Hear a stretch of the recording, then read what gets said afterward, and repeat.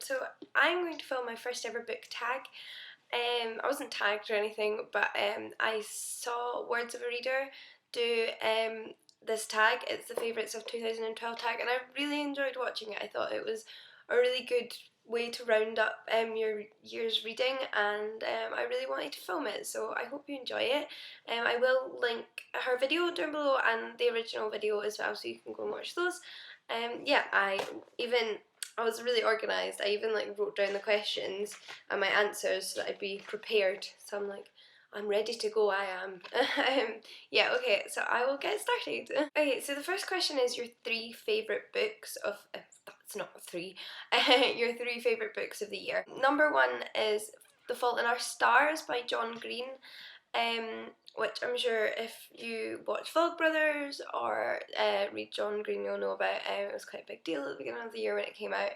And I read it during the summer, and it was amazing. It's actually the first John Green book I'd ever read, and it definitely turned me on to wanting to read more. It was a fantastic book. It just conjured up the entire spectrum of human emotions. It was sad, it was funny, it was happy, it made you angry, everything. I felt, and I feel that that's a sign of a good book. I really enjoyed The Fault in Our Stars, and if you haven't read it, then I would definitely recommend it. It's about a girl who has cancer, and her sort of relationship with this boy that she meets who's also a cancer survivor, and it's about them and their story, and it's really wonderful.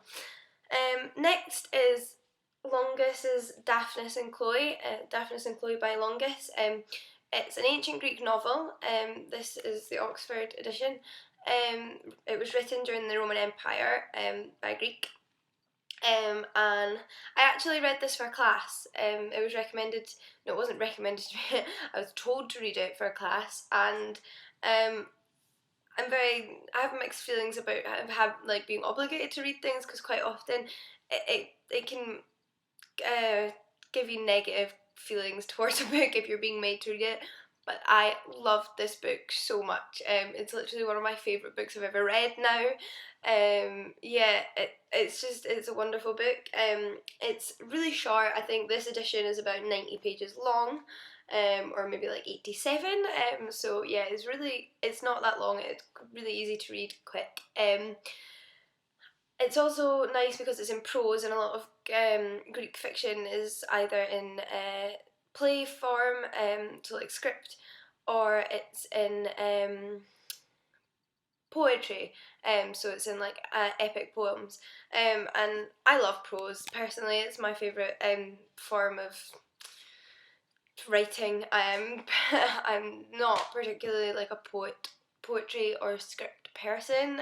I don't dislike them, but I definitely prefer prose. So that I found that really pleasant to read.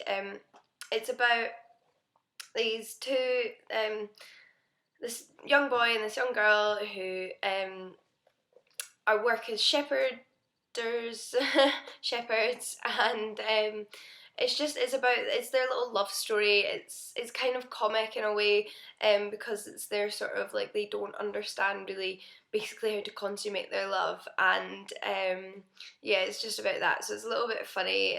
Not a lot happens in it, to be honest. It's just quite a nice read. It's really well written. It's very I don't know if witty is the right word, but it is really well written, and I just really enjoyed reading it. Last but not least is Witches Abroad / Lords and Ladies by Terry Pratchett. I found it really difficult to decide because I read the series this year, and they were definitely my 2 favourite. I think I did prefer Witches Abroad more, but I have Lords and Ladies with me, so I wanted to include it because I actually had the physical copy on me. So this is Lords and Ladies, which is the one after Witches Abroad, and Witches Abroad is preceded by Weird Sisters, and then again after this there's one called Carpe Jugulum. Yeah, so Lords and Ladies / Witches Abroad, they're part of the Witches series, as I said, by Terry Pratchett.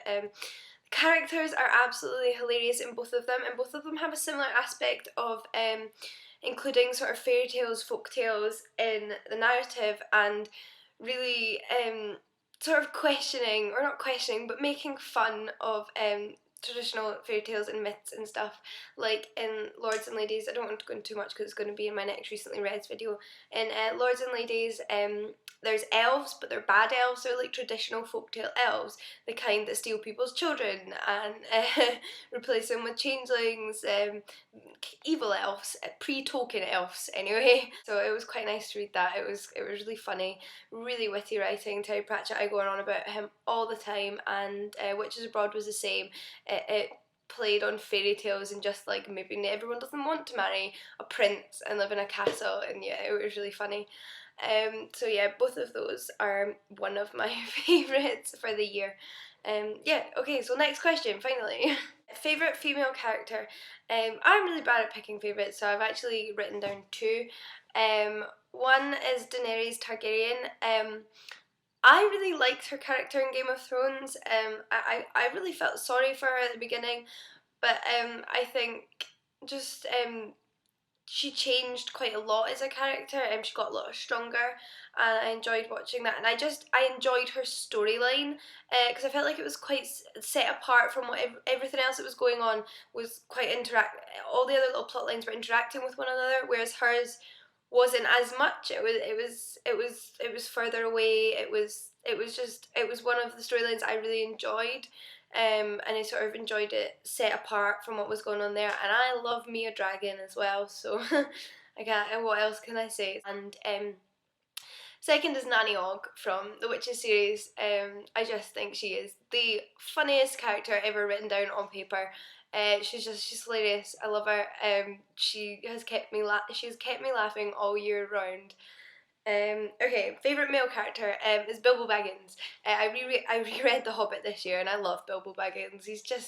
I love that he's like 55 or something when he goes on his first adventure. I mean, who goes on their first adventure when they're middle aged? That's great.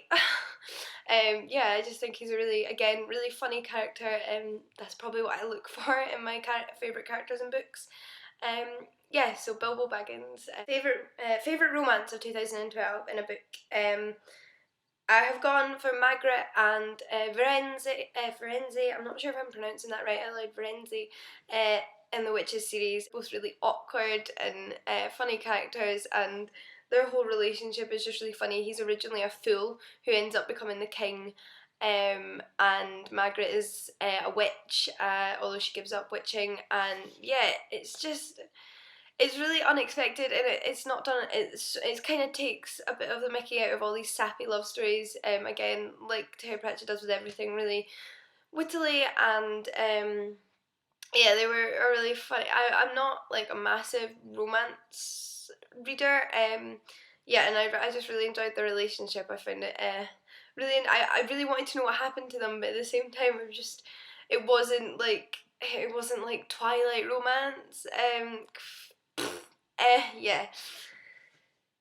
Favourite series of 2012? Well, I haven't actually read any series that came out this year. Most of the books I've been reading haven't been published this year. Generally I've been catching up on stuff that was written in the past. Just out of the series I've read this year, it was probably Game of Thrones. I've not finished the series, but I've been really enjoying reading it, so it's probably my favourite series of 2012 from what I've been reading, but I haven't started anything that was written this year, if that makes sense. Favourite bookish surprise? Well, this year I found out that there is actually some Terry Pratchett short stories out there. There is a series of books, one of them being called The Wizards of Oz, and they are a collection of fantasy and science fiction short stories written by famous authors. So they include Roald Dahl, Douglas Adams, Terry Pratchett, like I said, and it was just amazing to find out there was more Terry Pratchett out there, and I did read the short story in The Wizards of Oz, and it was really funny. It was one of like his earliest writings, and it included the characters from the Watch books, so the Night Watch. Yeah, so yeah, that was a really nice surprise. Favourite book cover discovered in 2012. Okay, again I've got two. Sorry, they're probably just editions that I love. One I only got for Christmas, but as soon as I got it I thought it was beautiful. It's a copy of Daphnis and Chloe by Longest, but it also has Xenophon of Ephesus's book in here called Anthea, and Habercombs, which I haven't read, but I am really looking forward to, and I just think it's gorgeous. It's published by Harvard's Classics Press, and it's just gorgeous. Like, I just love it. I've got it on display on my mantelpiece, and it just looks beautiful. I absolutely love this book. I think it's a really nice size because it's not like a full-size book. The pages are really lovely. The colour is lovely. It's really simple. But I like hardback books. I always have, and I just love that this is like a little mini hardback book. Also, which isn't really a book cover that I discovered this year, but it kind of is at the same time because it is the original. Well, it's like one of the original book covers for the Harry Potter series, but it's in ancient Greek, and I just think it looks amazing. So again, it's a little hardback copy, which I love, and it's just Harry Potter in ancient Greek, and I just think this looks amazing. It says Arius Potter kai heton philosophon philosopho yeah, lithos. Yeah, so I think we can translate that as Harry Potter and the Philosopher's Stone. Yeah, I just think that looks great. And I only found out this year that you could get the Harry Potter series in Latin and Ancient Greek. Yeah, so I love that. Yeah, and that's the book tag finished. And it is so much darker than when I started this 13 minutes ago. Like, I thought the lighting was okay when I started filming this video, and now it is like pitch black outside, and it's only 3:25. The sun never rises in Scotland. And I will see you all again very soon. Bye!